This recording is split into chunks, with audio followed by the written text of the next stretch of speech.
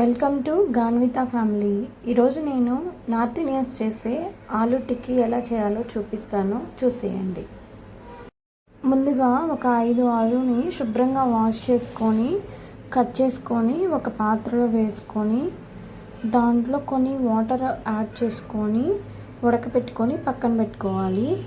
ఆ తర్వాత మనం దీనికి కొంచెం కొత్తిమీర, కొంచెం అల్లం, ఒక హాఫ్ లెమను కట్ చేసి పక్కన పెట్టుకోవాలి.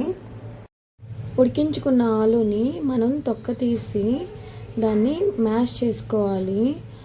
దాంట్లో కొంచెం సాల్ట్ యాడ్ చేసుకోవాలి, కొంచెం పసుపు కూడా యాడ్ చేసుకోవాలి, కొంచెం గరం మసాలా కూడా యాడ్ చేసుకోవాలి, కొంచెం ధనియాల పొడి కూడా వేసుకోవాలి. ఇప్పుడు దాంట్లో కొంచెం కార్న్ఫ్లోర్ వేసుకోవాలి, కొంచెం కారం కూడా వేసుకోవాలి. తర్వాత కొంచెం బియ్యం పిండి వేసుకోవాలి. తర్వాత మనం కట్ చేసి పెట్టుకున్న కొత్తిమీర, లెమన్ హాఫ్ లెమన్ పిండుకోవాలి. కొత్తిమీర కూడా వేసేసుకొని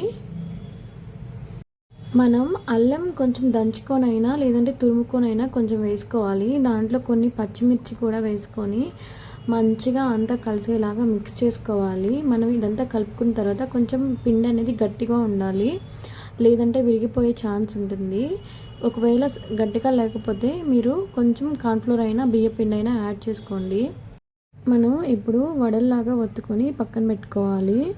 మనం ఒక ప్యాన్ తీసుకొని దాంట్లో ఆయిల్ వేసుకొని వేడి చేసుకోవాలి. ఆయిల్ వేడెక్కిన తర్వాత మనం చేసుకున్న ఆలు టిక్కా వేసేసుకోవాలి.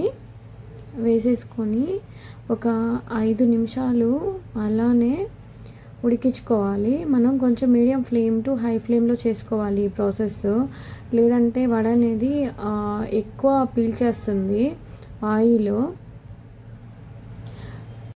మనం ఒక 5 నిమిషాల తర్వాత మెల్లిగా టర్న్ చేసుకోవాలి, మెల్లిగా తిప్పుకోవాలి. ఆ తర్వాత ఈ కలర్లో చేంజ్ అయిన తర్వాత మనం ఇంకా ఆలూ టిక్కీ తీసేసుకోవాలి పక్కకి.